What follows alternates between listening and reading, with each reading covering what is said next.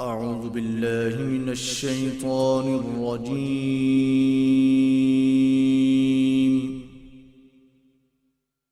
بسم الله الرحمن الرحيم.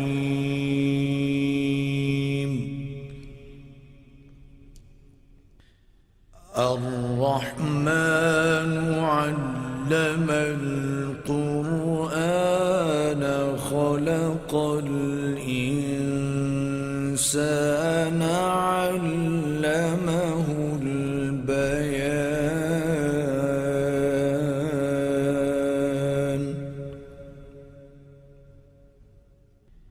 الشمس والقمر بحسبان والنجم والشجر يسجدان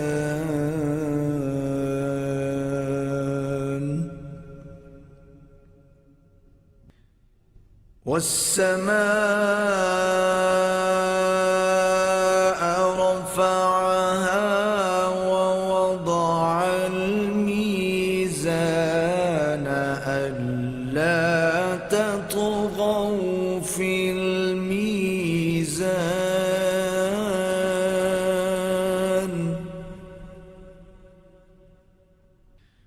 وأقيموا الوزن بالقسط ولا تخسروا الميزان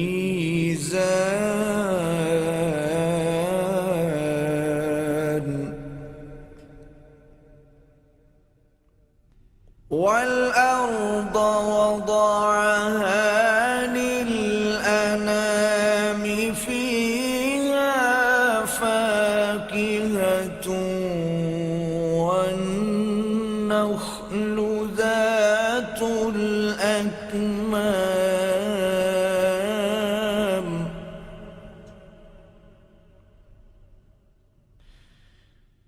والحب ذو العصف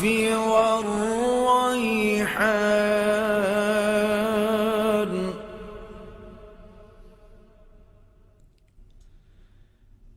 فبأي آلاء ربكما تكذبان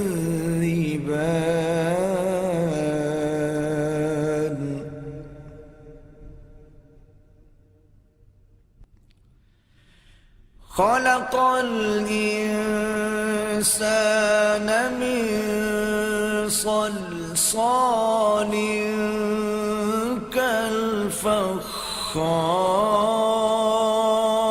كالفخار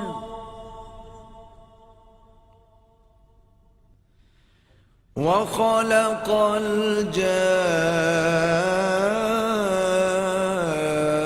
الجان من مارج من نار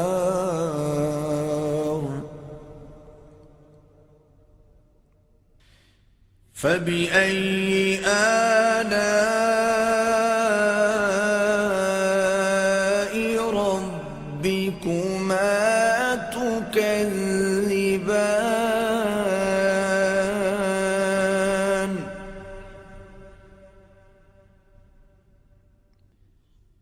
رب المشرقين ورب المغربين فبأي آلاء ربكما تكذبان مرج البحرين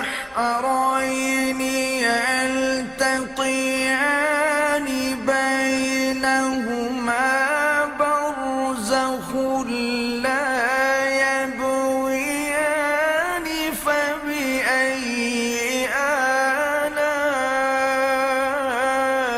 آلاء ربكما تكذبان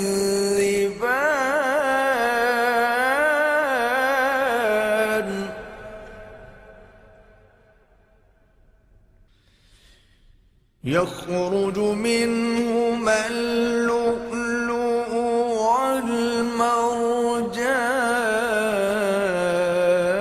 والمرجان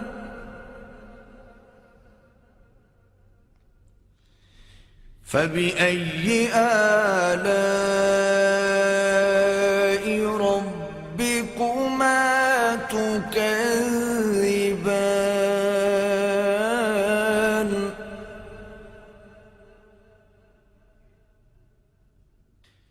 وله الجوار المنشآت في البحر كالأعلام فبأي آلاء ربكما تكذبان كل من عليها فان ويبقى وجه ربك ذو الجلال والإكرام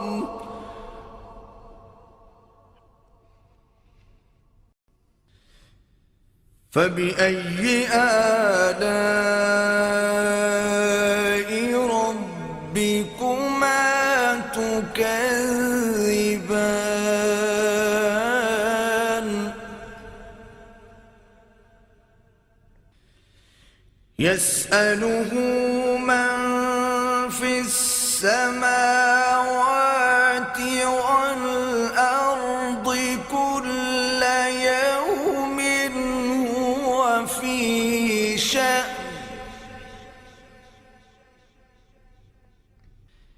فبأي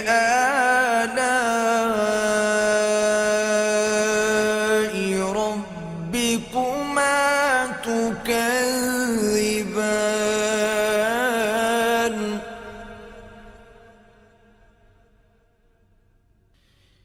سنفرغ لكم أيها الثقلان فبأي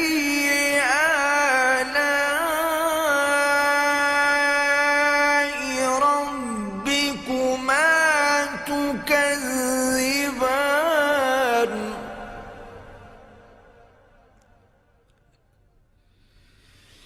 يا معشر الجن والإنس إن استطعتم أن تنفذوا من أقطار السماوات والأرض فانفذوا لا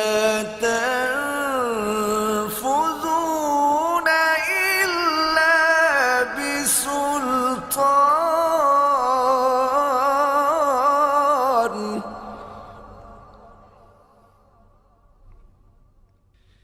فبأي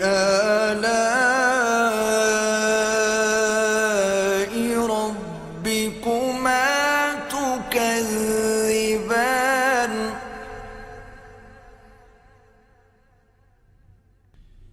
يرسل عليكما شواظ من نار ونحاس فلا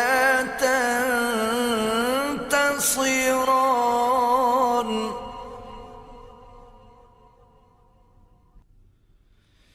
فبأي آلاء ربكما تكذبان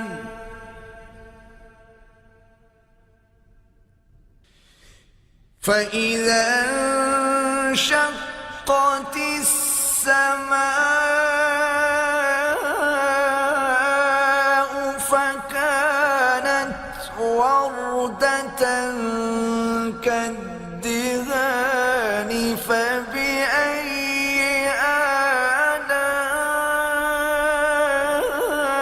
آلاء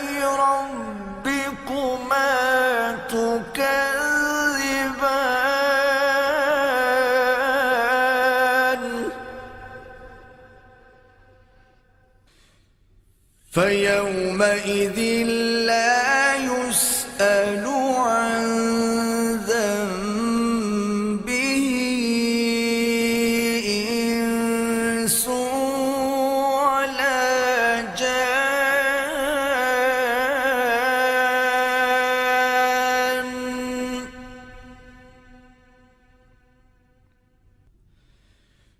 فبأي آلاء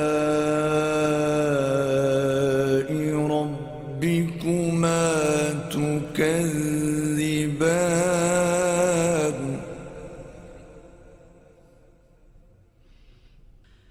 يعرف المجرمون بسيماهم فيؤخذ بالنواصي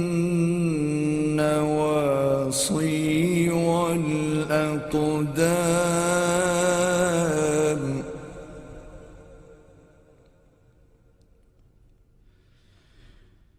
فبأي آلاء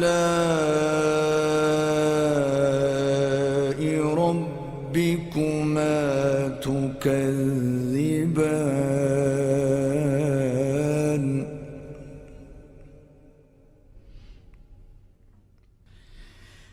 هذه جهنم التي يكذب بها المجرمون.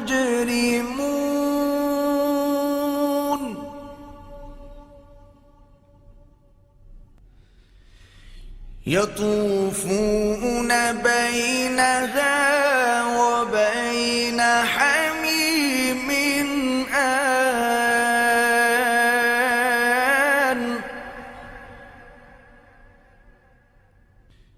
فبأي آلاء ربكما تكذبان.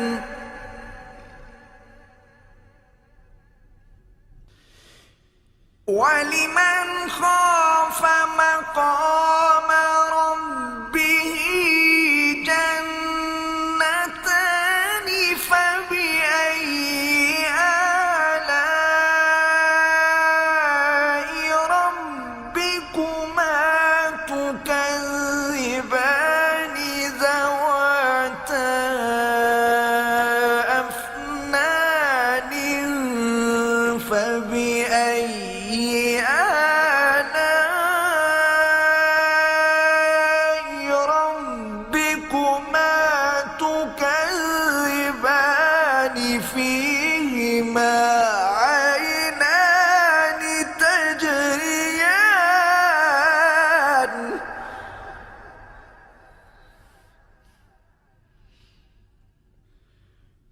فبأي آلاء ربكما تكذبان.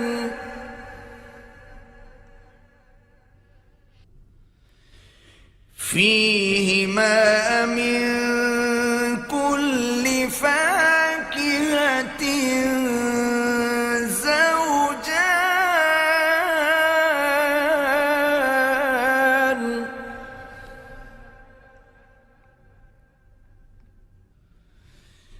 فبأي آلاء ربكما تكذبان.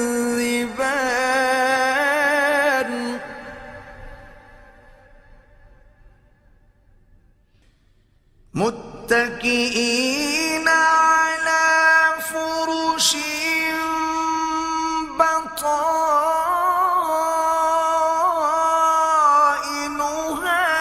من استبرق. وجنى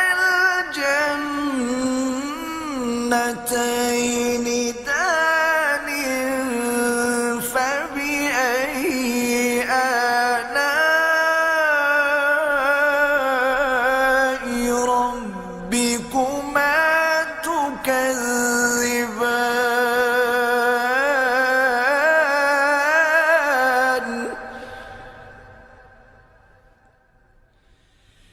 فيهن قاصرات قاصرات الطرف لم يطمثهن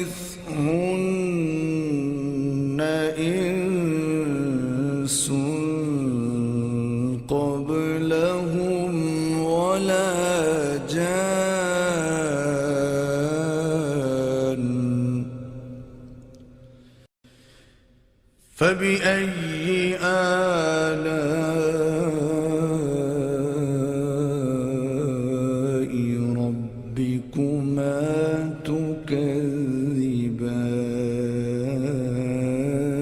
تكذبان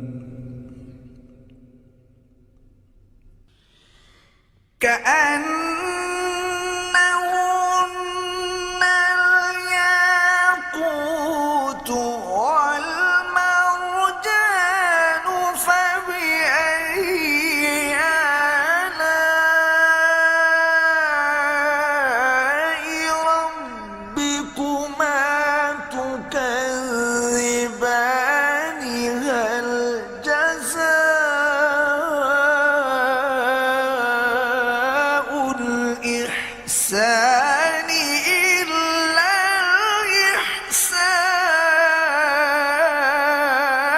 الإحسان فبأي آلاء ربكما تكذبان ومن دونهما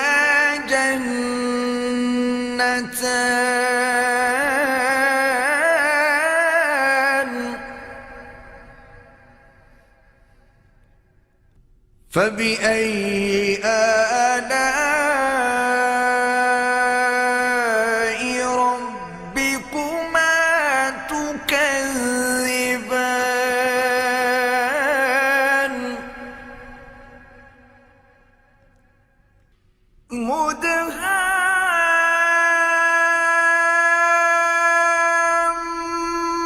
مدهامتان فبأي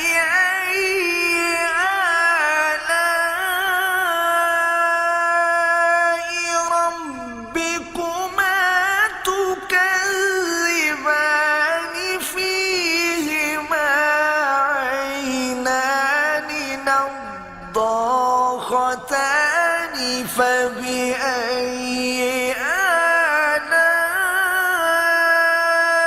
آلاء ربكما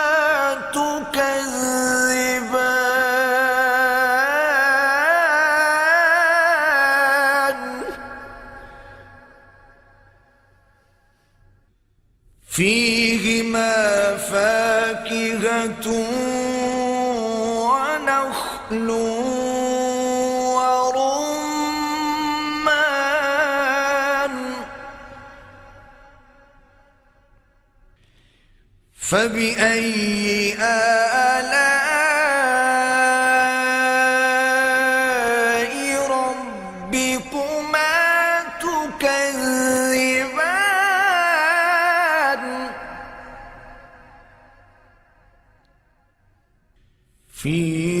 فيهن خيرات حسان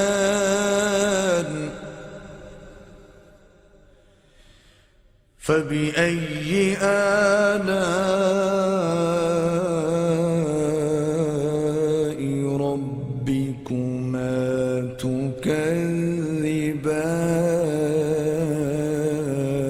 تكذبان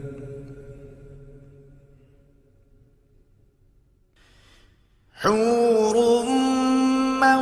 مقصورات في الخيام فبأي آلاء ربكما تكذبان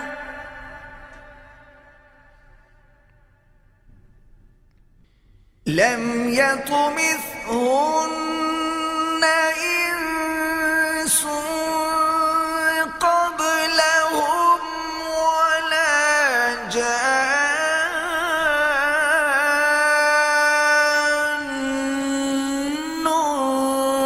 فبأي آلاء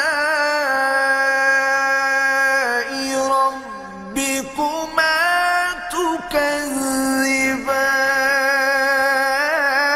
تكذبان متكئين على رفرف خضر وعبقري حسان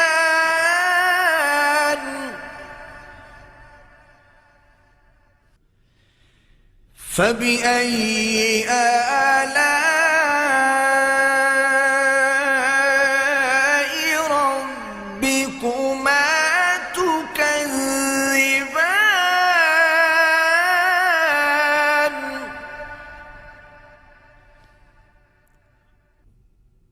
تبارك اسم ربك ذي الجلال والإكرام